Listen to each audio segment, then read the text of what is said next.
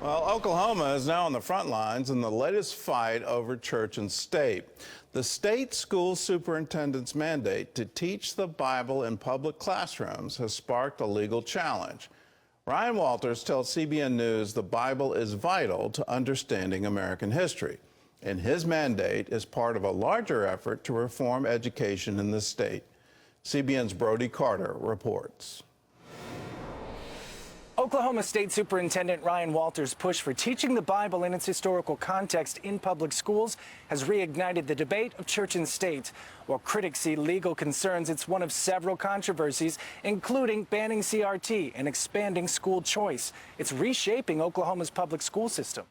And frankly, what have we seen since the Bible was removed from the classroom? Society in almost every way has gone downhill. This summer, Walters issued a bold mandate requiring all K-12 public schools to include lessons on Christianity in the Bible, warning of strict consequences for any school that doesn't comply. But our biggest one right now is we are rewriting all the Oklahoma academic standards. We're going to have the best history standards in the country. So you're going to see a robust understanding, more primary sources. Part of the mandate includes an updated process for awarding a $3 million contract to provide 55,000 Bibles for public schools. Okay, you don't like Christianity, so you're not going to tell kids that the Pilgrims came here to escape religious persecution? Well, then you're not going to be a history teacher in Oklahoma. That updated criteria requires the Bibles to be a leather-bound King James version that includes the U.S. Constitution and Pledge of Allegiance. Walters recently faced scrutiny because the only Bible that appears to qualify would be the God Bless the USA Bible, endorsed by former President Donald Trump. In a statement to CBN, Walters denied catering to one organization and noted that would violate state law. He also insists that he's not trying to promote Christianity in the public schools. We're not pushing individuals to be Christian. We're not pushing a religion on them. What we are doing is we are making sure that our kids understand American history. And that is essential for our kids to understand what made America great. Critics say this mandate crosses the line between religious instruction and secular education. They point to the line defined by Supreme Court rulings like Engel versus Vitale and Abington School District versus Shemp, which prohibits school-sponsored Bible readings and prayer. We have seen the Supreme Court starting in the 1960s, and then the teachers' unions in every practical way pushing the Bible out of schools. When I came into office, we had multiple threats of lawsuits from national atheist organizations telling teachers to remove the Bible, to remove Bible verses, to never mention God or Jesus in the classroom. Well, think about the absurdity of that. How do you teach the Pilgrims why they came to America if you can't ever mention the Bible? Several organizations, including the ACLU, have sued, arguing Walters is violating the Establishment Clause of the U.S. Constitution, which prohibits government-sponsored religion, as the Supreme Court noted in ending school-sponsored prayer. They are trying to stop our agenda through the court system. And look, I'm not going to back down because radical groups are going to continue to sue us. We're going to fight on every front for the parents of Oklahoma. This legal fight extends to Oklahoma's statewide virtual charter school program.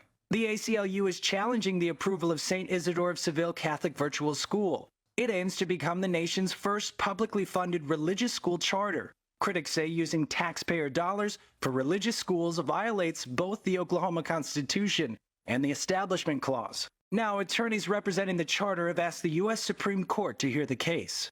We're continuing to fight to give St. Isidore the ability to open up. We've had several legal battles. I'm very optimistic this will move to the U.S. Supreme Court, and we will be allowed to open the school. I've been advocating for this school. It's the first Christian charter school in the country.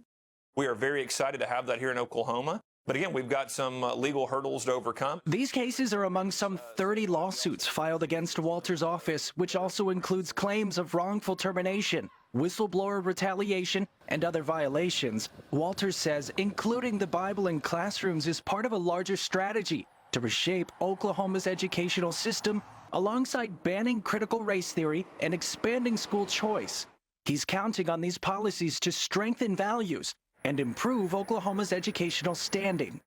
What we're doing here in Oklahoma is we're fighting back against that. We're fighting back several ways. School choice. We want parents to decide for their kids. We're bringing the free market incentives into our schools as well. Hey, we do merit pay in Oklahoma. You do a great job as a teacher, we'll pay you up to $100,000. We want the best and brightest.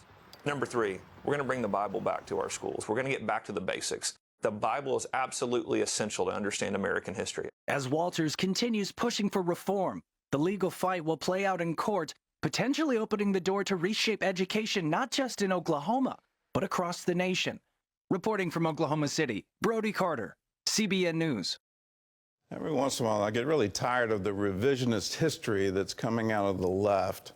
The reason we have public education in the United States of America, this is our history, is so that everyone would be able to read the Bible. That's the history of it. That's why we teach our children to read, so that they have the ability to read the Bible on their own. And given that history, if you don't have that as part of the education process, then you're completely missing the point.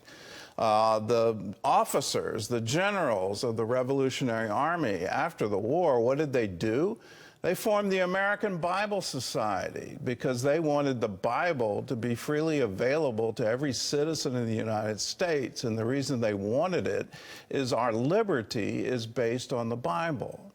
I majored in history at Yale University.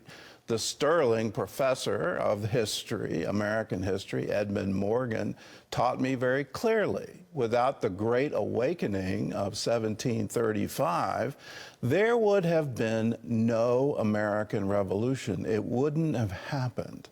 And the cry of the revolution, no king but Jesus, without Jonathan Edwards, without George Whitefield, the great evangelists of the Great Awakening, there wouldn't be our nation.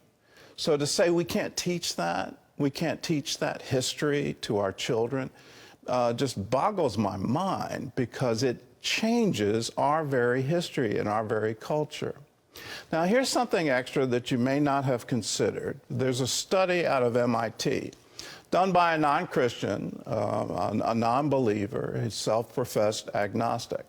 He wanted to find out what happens to people when you post the Ten Commandments, or when you have them sign a pledge that they haven't received help, that they will have done this homework, they've done this work based on an honor code.